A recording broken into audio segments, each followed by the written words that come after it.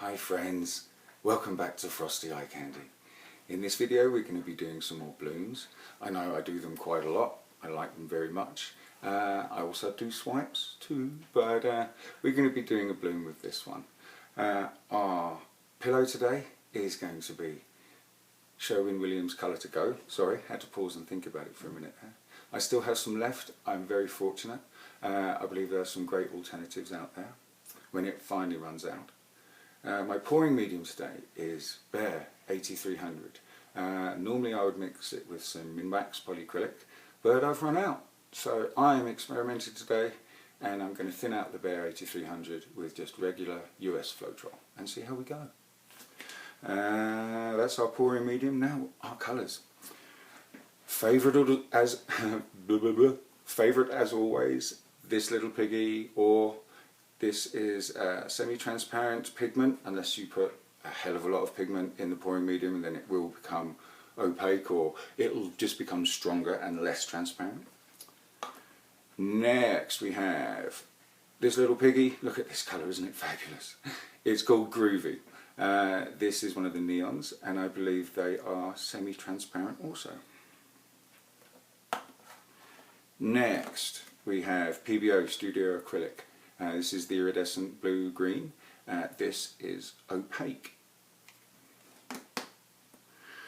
And next, another favourite. I can't leave them alone. They're amazing. Absolutely amazing pigments. I highly recommend them. The address where you can get them is popping up on the screen.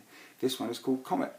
Comet is an interference colour. It's got this beautiful red gold colour, and then at a different angle it has a magenta sheen. It is divine. Next, another little piggy. Could you guess? I bet you did. This one's called Funk. Funk is another neon and is semi-transparent. Next we have Liquitex Studio, Soft Body Acrylic, this one. This one is fluorescent blue. You can tell that this one is semi-transparent by the little square that is half cut out right there. And last but not least, obviously we're laying these colours in order, guys, is the opaque Studio Acrylic, Deco Art Crafters Acrylic. This one is called Cool Blue. Okay, that's enough of me getting tongue-tied. I'm very thirsty. We're going to point the camera down and we're going to start painting. Okay, so we are going to lay down, first of all, this little piggy ore.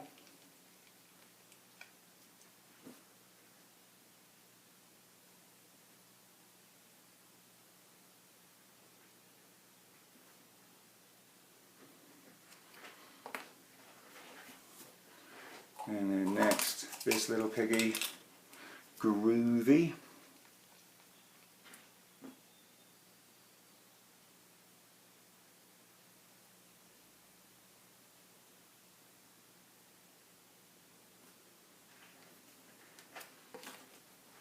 Next, it's the turn of PBO, iridescent blue-green.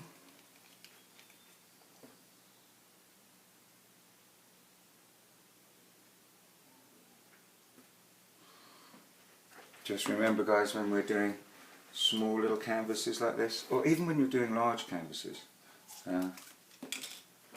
it's my belief that you should put slightly less down of each colour as you go, because you don't want to run the risk, and I say this most times, run the risk of the last colours you put down overtaking the whole piece, because it's nice to see all the colours that we've put in a piece.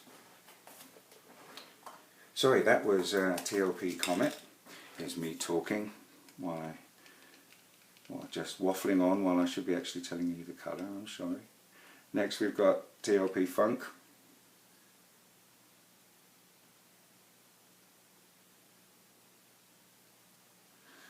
Put just another little bit in the middle there. And now it's the Liquitex Fluorescent Blue.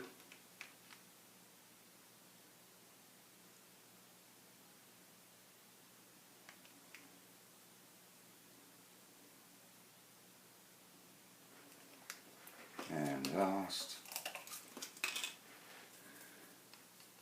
it's the Cool Blue from Deco Art, the Crafters Acrylic.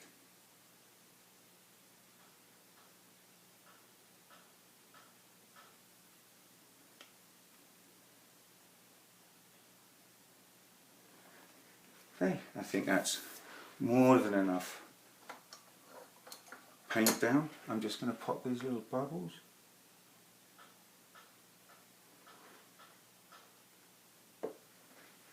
Okay. Now, also, if you're using the sheleeart recipe of Australian Floetrol and Amsterdam paint, really needs and wants a really good stir before you use it.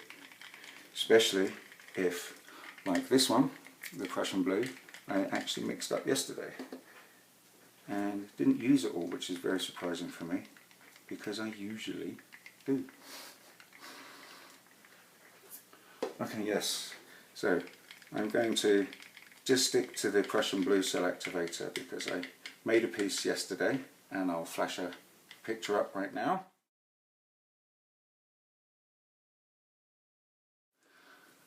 And I'd like to make that again for you now.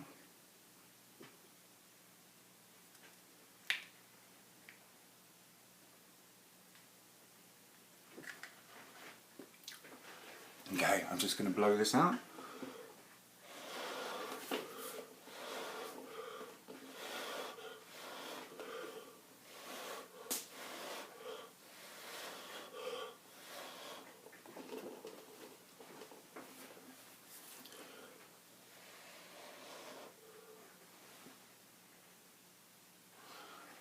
Okay, so I'm just going to pop a couple more little bubbles that I see in it here.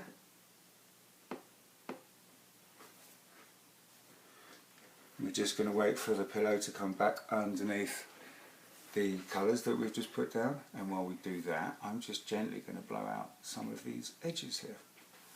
And I've just seen another little bubble, so we're going to get rid of him. And he looks like he's got a little friend. Not anymore. Okay, I'm going to blow the edges out, guys.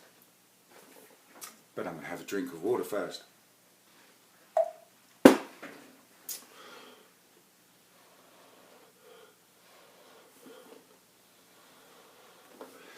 Remember when you're blowing, guys, it's just very gently down a little, and then as soon as the paint starts to move, you want to go blow across the paint.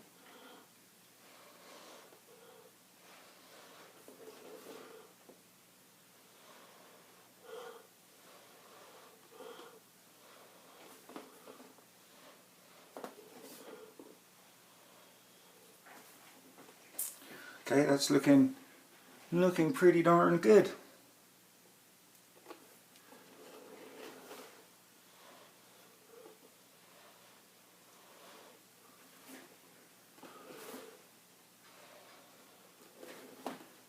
Fantastic. Okay, so now that it's back in the middle, we can test that by just picking it up and seeing if it all moves around nicely as one, which it is doing very nicely. Excellent. Let's just put this back in here. Make sure that the camera is definitely focusing on the piece. Excellent. And we're going to give it a gentle spin. So when we spin, guys, you can see I have my paints out and I only have a small covering over the table. You want to start slowly, build up some momentum.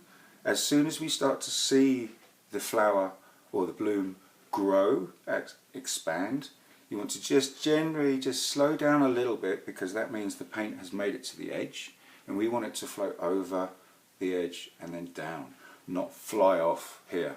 If it flies off, we've either put a bit too much paint or more than likely spun it too fast.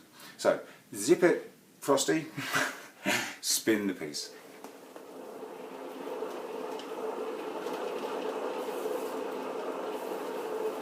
Then I just leave my finger on the spinner, because if any drips make it towards that point, my finger is stopping them from going even further.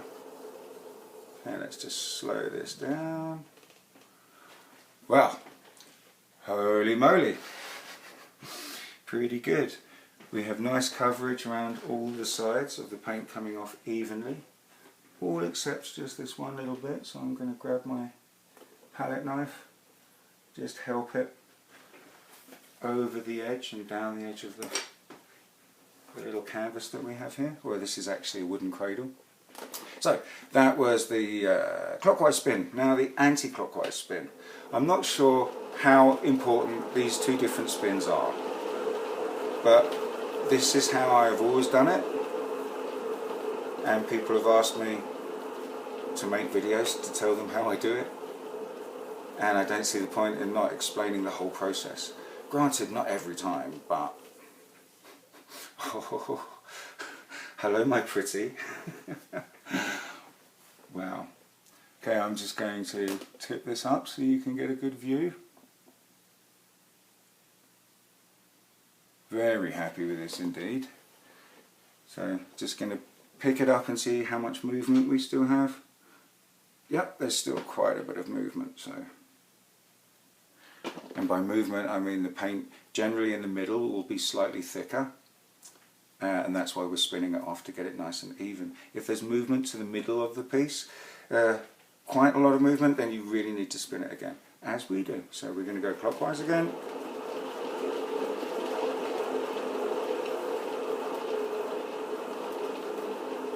You can see the paint that would be coming to the edge of the spinner being caught by my finger here.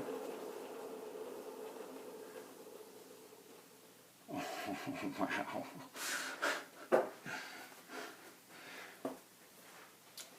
Well, this came out quite well, even if I do say so myself. Just having another quick little drink. All the talking making me thirsty.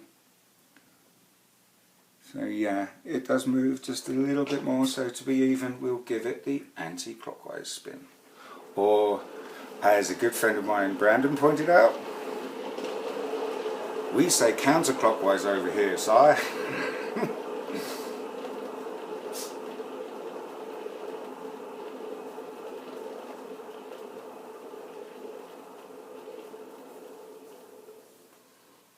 Wow. And there we have it.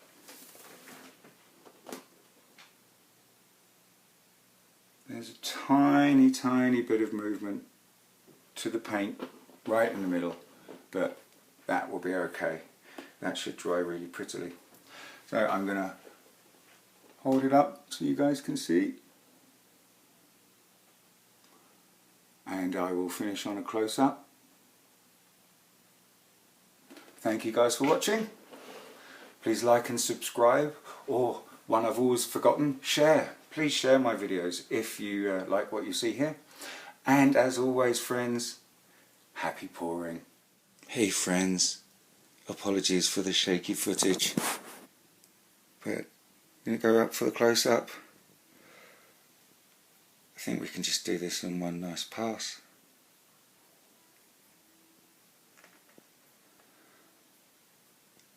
And I'd just like to finish on this happy little bunch of cells right here. Whoops, sorry. Get it to focus. So, as always guys, please like, subscribe and share. Give me a comment. And as always, happy pouring.